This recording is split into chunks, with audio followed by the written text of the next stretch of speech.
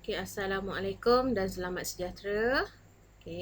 Hari ini kita akan belajar mengenai pengiraan yang melibatkan gabungan operasi bagi integer.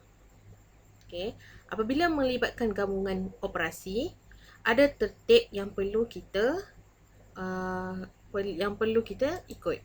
Tertib operasinya mesti bermula dengan tanda kurungan. Kemudian diikuti dengan operasi darab atau bahagi. Kemudian diikuti dengan operasi tambah atau tolak.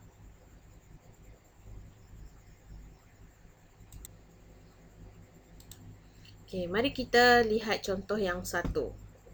Selesaikan setiap yang berikut. Soalannya ialah negatif 8 darab dalam kurungan negatif 2 tambah 3. Berdasarkan soalan yang diberi, kita harus selesaikan yang berada di dalam kurungan dahulu. Jadi cikgu buatkan kurungan yang lain yang berwarna merah. Jadi kita kena selesaikan dulu yang di dalam kurungan. Yang di dalam kurungan negatif 2 tambah 3, kita akan dapat 1. Jadi langkah seterusnya ialah negatif 8 darab dalam kurungan 1. Ini kita boleh selesaikan macam biasalah. Negatif 8 darab 1, kita akan dapat jawapannya ialah negatif 8. Sekarang kita akan pergi kepada contoh yang kedua. Soalannya pun sama, selesaikan setiap yang berikut. Contoh 2. Soalannya 7 tambah 2 dalam kurungan negatif 3.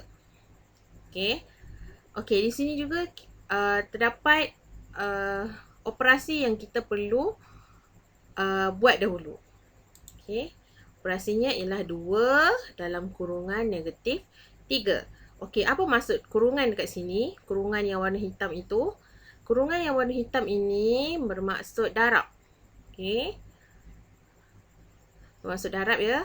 Kemudian kita boleh darabkanlah macam biasa. 2 darab negatif 3. Kita akan dapat negatif 6.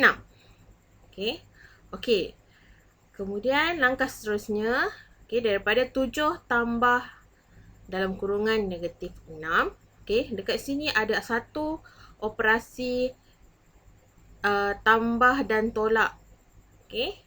Bila operasi tambah bertemu dengan operasi tolak, apa yang kita kena buat? Kita kena tukarkan dia kepada operasi tolak. Sebab dia mempunyai operasi yang berlainan. Ini kita dah belajar sebelum pada pembelajaran yang lepas. Apabila positif bertemu negatif, dia akan menghasilkan negatif. So, dia akan menghasilkan negatif. So, langkah seterusnya ialah 7 tolak 6. Tolak itu datangnya daripada operasi tambah dan tolak di langkah yang sebelum ini. Kita tukarkan dia kepada operasi tolak. 7 tolak 6 ialah 1.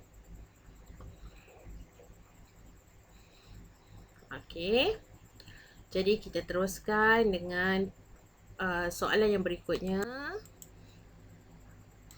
Contoh 3. Soalannya 4 tolak 12 bahagi dalam kurungan negatif 2 tambah dalam kurungan negatif 1. Di sini ada operasi gabungan antara tolak, bahagi dan tambah. Bila ada operasi sebegini, kita akan buat operasi bahagi dahulu. Jadi, buatkan kurungan. Cikgu buatkan kurungan warna merah. So, 12 bahagi negatif 2. Kita selesaikan dalam kurungan merah tu dulu. 12 bahagi negatif 2, kita akan dapat negatif 6. Okey. Jadi langkah yang kedua ialah 4 tolak dalam kurungan negatif 6 tambah dalam kurungan negatif 1. Okey. Pada langkah ini kita ada operasi yang perlu ditukarkan. Okey. Yang pertama operasinya ialah apabila tolak berjumpa tolak ataupun negatif berjumpa negatif. Okey. Disebabkan operasinya sama, jadi dia akan menjadi positif. Okey, yang kedua, apabila tambah berjumpa tolak, positif berjumpa negatif, dia akan menjadi negatif. Ini adalah kerana dia mempunyai operasi yang berlainan. Okey. Kemudian kita akan tulis semula ayat matematik yang baru. Okey, 4 tambah 6 tolak 1. Okey, kita bulatkan yang mana perubahan tadi. Okey, kemudian kita akan tambahkan seperti biasa. 4 tambah 6 ialah 10.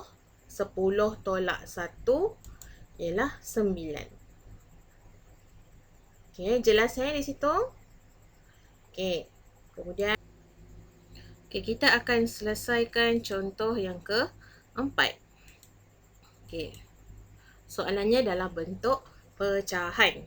Okey, apabila soalan dalam bentuk pecahan macam biasa, tapi disebabkan dia mempunyai operasi yang berbeza di atas dan di bawah, kita kena kenal pasti dulu operasi yang berjumpa.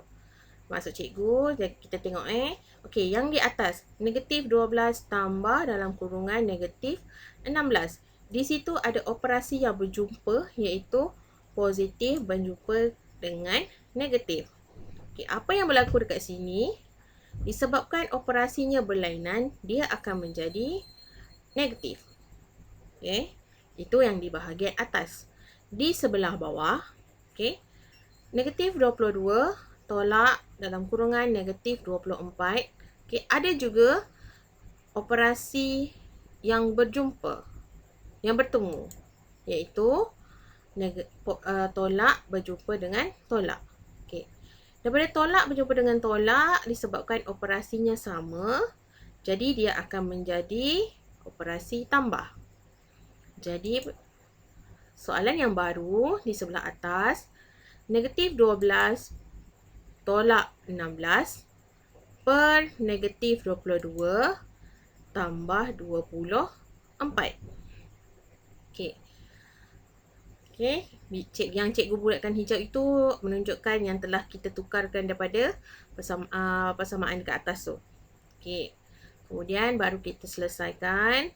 Selesaikan dulu yang di bahagian atas. Negatif 12 tolak 16, kita akan dapat jawapannya ialah negatif 28. Okey. Kemudian untuk yang di bawah, negatif 22 tambah 24, kita akan dapat 2. Okey. So, negatif 28 per 2. Okey.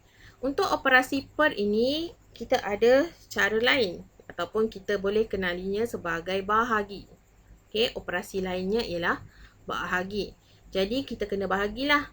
So, negatif 28 bahagi 2 ialah negatif 14. Okey. Cikgu harapkan semuanya jelas. Okey. So, untuk lebih faham, kita akan buat latihan. Buka buku teks muka surat 11. Latih diri 1.2C nombor 1. Okay, ini ialah gambar bagi latihan yang perlu dibuat. Okay, sila cuba satu persatu. Buat langkah demi langkah. Okay, sekian. Terima kasih.